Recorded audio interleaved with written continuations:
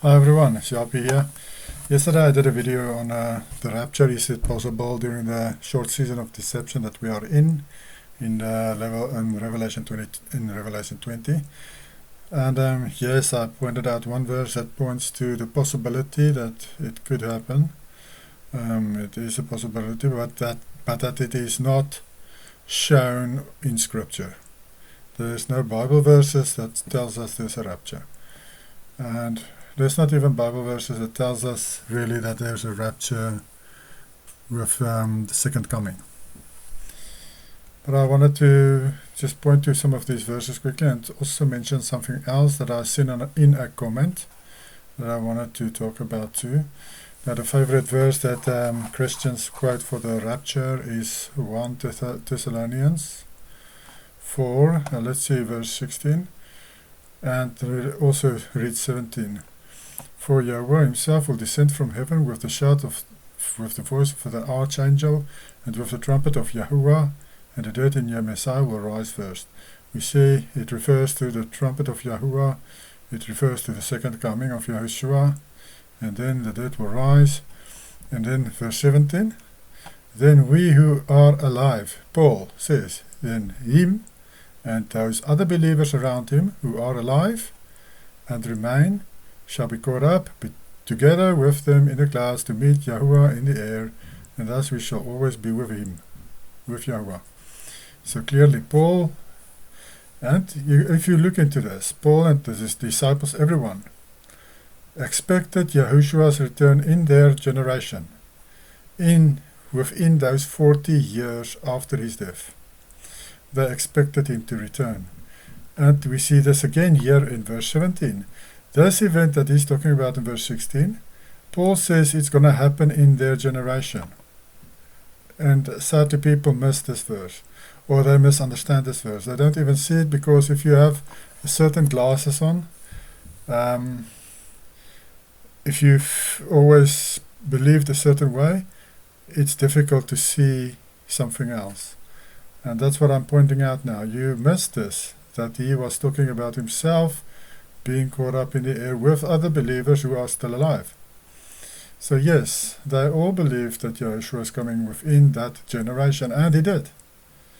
Historians like Josephus, Tacitus, and Josephon, they said they saw the second coming of Yahshua. They saw the armies of angels in the clouds riding across the heavens, across the clouds, above Jerusalem, in chariots and on horses. And these people that wrote these historians that wrote these things, they were not Christians, they weren't believers. They just wrote what they saw happening. And then also, of course, the Bible itself tells us that Yahushua is going to return within his disciples' generation. I'm going to show you that verse now, but other places he mentions that to the high priest, he will see him coming on the clouds.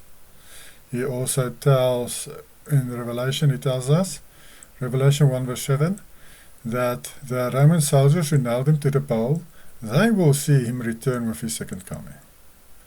So this dead rising and those who are alive taken up, that happened with his second coming. And that happened in the lifetime of the high priest of that day, of the Roman soldiers who nailed him to the pole. And he even mentioned that some of the disciples will still be alive when he returns. So clearly he was coming back in their generation as he told them. Let's read here from Matthew 24:29. Immediately after the tribulation of those days, the sun will be darkened, and the moon will not give its light. The stars will fall from heaven, and the powers of the heavens will be shaken. Then the sign of the Son of Man will appear in the heaven, and then all the tribes of the land will mourn, and they will see the Son of Man coming on the clouds of heaven with power and great glory. Remember, I told you the historians, they attest to this event of these chariots and Yahshua coming on the clouds. verse 31, and he will send his angels with a great sound of a trumpet. See the trumpet. 1 Thessalonians 4, 16, 17 talks about the trumpet. This is the same event referred to. It's a second coming. And they will gather together his elect from the four winds, from one end of the heaven to the other. And then, let's see, verse 34. Assuredly, I say to you, my disciples, he's talking to his disciples here, he's looking them in the eyes. He's telling them, assuredly, I say to you, my disciples, your generation will by no means pass away till all these things take place. Clearer than that, you can't get. If Yahushua didn't return in his disciples' generation, he would have been a liar, a deceiver, and given his disciples false hope. If he told them that some of them will still be alive when he returns, and it didn't happen, and we're still waiting for it to happen, then that would make Yahushua a liar. Do you think Yahushua is a liar? I don't think so. So that's, for me, settles it, that all these things that Christians want to refer to be the rapture verses, it's all things that happened already around 70 CE. But there is one verse that I think can point to something of this nature, like a rapture happening in the times we are living. And this verse 21. For then there will be great tribulation, such as he has not been since the beginning of the world, until this time, no, nor ever shall be. You see here, he says this tribulation, it's the worst ever for a certain group of people, and it never will be that bad again for that group of people. I'm saying a group of people because I want to show you in verse 22 who he is referring to in verse 21. And unless those days were shortened, no flesh would be saved. But for the elect's sake, those days will be shortened. You see, these verses refers to the elect. The elect are the saints. The saints are those who keep the commandments of Yahweh through faith in Yahushua. That includes his disciples, those who follow him, follow in his footsteps. That is what these verses talks about. So, how bad it was for the saints, the believers of Yahushua, it will never again be that bad for any believers in Yahushua again, ever again. It wasn't that bad for them in the past, nor will it be that bad for them in the future. And as I said in last night's video, when you look at prophecy and things that are coming, and I believe that's the case, much worse things will happen than what happened around 70 CE, people. Much, much worse things. In these days that we are living, much worse things will happen. So clearly, this talking about the believers, the saints, those who keep the commandments through faith in Yahushua, they will not be experiencing these bad times. That's what I'm getting to with what I'm saying.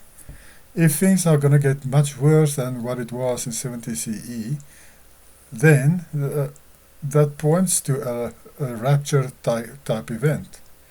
That the true believers, which is a minute amount of people, it's a handful of people really. It's so few that you won't even notice it happened. But that something like that can happen because of what was said here by Yahushua. He said that those days of 70 CE will be the worst ever for the saints. So these days we are living in would mean that the saints needs to be removed before these events can take place. So for me, this is a verse that can point to a rapture in this short season of deception we are living in. So yes, there is a possibility for a rapture. But as I said, the Bible doesn't outright mention a rapture. There is no rapture verses in the Bible. But when we look at this text here in Matthew 24, then clearly there's a possibility of something like a rapture happening. And yes, I've seen a lot of these visions and dreams of children and people, grown-ups, of a rapture. They're seeing a rapture. And there's really a lot of people who received visions and dreams of this. And I think it's not wise just to shoot down anything you hear. Rather, look at it through the lens of Scripture and see, is it possible? How is it possible? And so forth. Because I've been pondering on this for many, many months. And then I received a revelation on Matthew 24, verse 21 and 22, that it is actually referring specifically to the saints, not to all people. It's not saying that, oh, it was shortened because of the human race dying out. It was specifically shortened because of the elect's sake. And this tribulation being the worst ever was the worst ever for the elects. For the elect of Yahushua. Not for everybody, just for the saints of Yahuwah. And remember, Revelation 14:12 and 12:17 tells you that a saint is someone who keeps the commandments of Yahuwah through faith in Yahushua. So if you want to be in a rapture type event that might happen in the near future, then you need to be keeping the commandments of Yahuwah through faith in Yahushua. Because otherwise you're not a saint. You can't just be a Christian and think you're going to get raptured or anything like that. Yes, but it's all about a relationship, of course. It's not just blindly, or just not just like a robot just going through the motions of the commands. You need to work on a relationship with Yahweh, of course. Otherwise, why would he want to take you? If you don't really have a relationship with him, you just try to, like a robot, keep certain commands. You must work on your relationship with Yahweh. And yes, I'm speaking to myself too. And yes, so you'll notice this is very similar to the video that I did last night. The reason I'm redoing is because the audio was very bad for the previous video, and someone in the comments mentioned that it wasn't loud enough, they couldn't hear it. So I told them that I'll redo it, and of course it's not exactly the same as last night's. But I also wanted to mention a verse for another comment in the previous video. The guy asked or mentioned that isn't the Feast of Tabernacles, isn't that also pointing to, or rather the second Exodus pointing to the Feast of Tabernacles? So they are connected. He asked me if I think they are connected. And yes, definitely. I'll show you a verse here. Hosea 12. Well, was it Hosea 12? Verse 9. But I am Yahuwah your Elohim, ever since the land of Egypt, I will again make you dwell in tents, as in the days of the appointed feast. This appointed feast refers to the Feast of Tabernacles, when people during the festival will live in tents. And Yahushua says, like with Egypt, the days of Egypt, after they left Egypt, remember what happened? It was the first Exodus. And I believe Yahuwah points to this because he is pointing to the second Exodus, that they will again live in tents, like with the first Exodus. They will again live in tents in the second Exodus. And it will be like when they do what they do with the Feast of Tabernacles. Let's read this verse in the Septuagint. But I, Yahweh Elohim, brought you up out of the land of Egypt. I will yet cause you to dwell in tabernacles. See there? According to the days of the feast. You see, it is according to the days of the Feast of Tabernacles.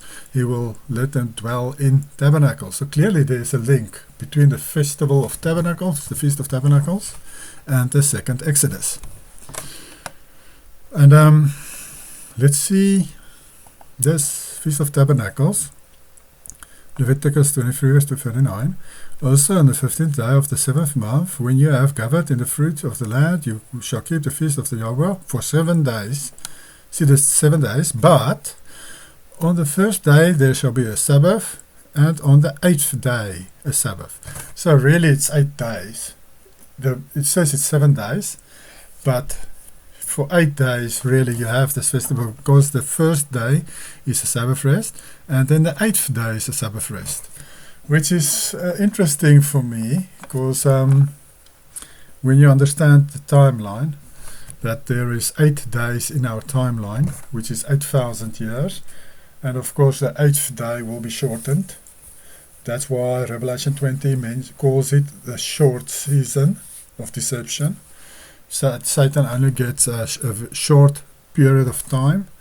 It's called a season, and in a year there's 4 seasons.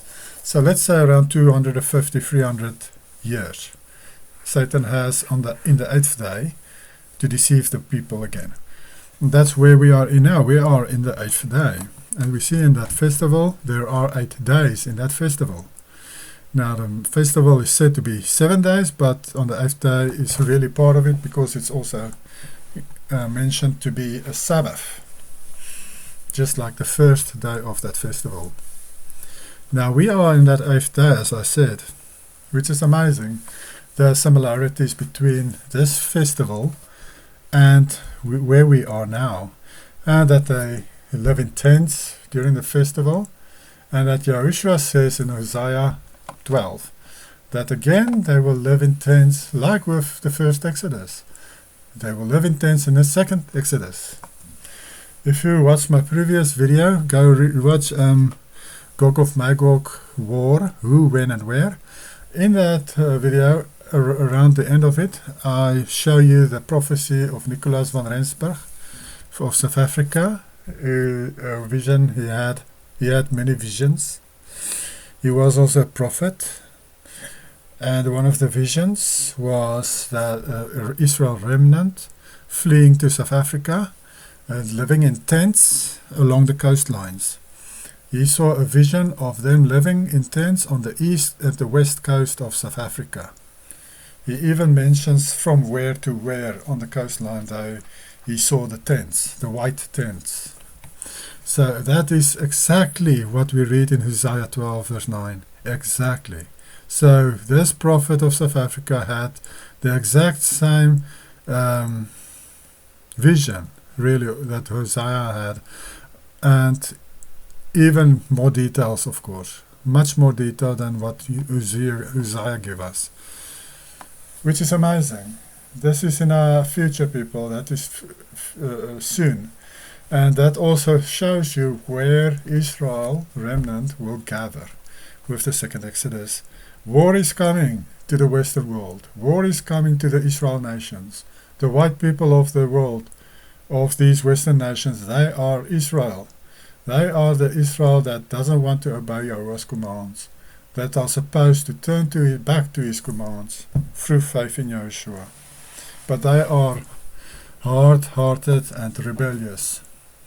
But the remnant of them, Yahuwah will save and bring them to South Africa. They will flee to South Africa in the future.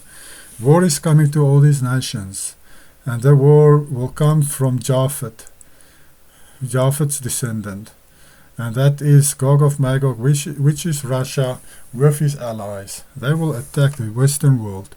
They will attack Europe. They will attack UK. They will attack USA. They will attack Australia. And eventually, right at the end, with the Gog of Magog war, they will try to attack South Africa, or the bottom part of Africa, not just South Africa, but higher up. By that time, South Africa, they will probably have taken more land to the north. But as I showed in that video, the Bible tells you where this will happen. In Ezekiel 38, it tells you exactly where the war of Gog of Magog will happen. It is around South Africa, people. That's where it's going to take place. And for me, it's just sad that not a lot of people hears this message. that not a lot of people see these, get this information. Because this is very, very, very important information for the Israel remnant of this world. And I pray that more of them will come to this message and hear it and know where to flee to when the time comes. Don't flee to the fake Israel. Fake Israel is there by Palestine. That's the fake Israel. Those are the fake Jews. They are not Israelites. They are Edomites. And yes, they lied about who they are. But people, yes, I went off on a tangent here. This is the video for tonight. I hope you enjoyed it. And yes, South Africa is being prepared for the coming of the Israel remnant by some white Israelites there who are believers in what is coming, what the prophet said hundreds of years ago. Because this van Nicolaas van Rensburg died a bit more than 100 years ago, or around 100 years ago. And yes, this is old prophecies, people, very old. And he saw this happening. So some of those people are preparing already. But, of course, the land is still in the control of Satan and communists. But soon Yahweh will make it that a miracle will happen and control will be given to Israel. The true Israel. Not the fake Jews, the true Israelites. And then a lot of these people, Israelites from other Western nations, will flee to South Africa. That's the place to go, people, in the future. Remember that. Remember what I told you. Enjoy your evening. Yes, and nobody else talks about this. So please spread this word to your Israelite brothers and sisters in the Western world. Bye.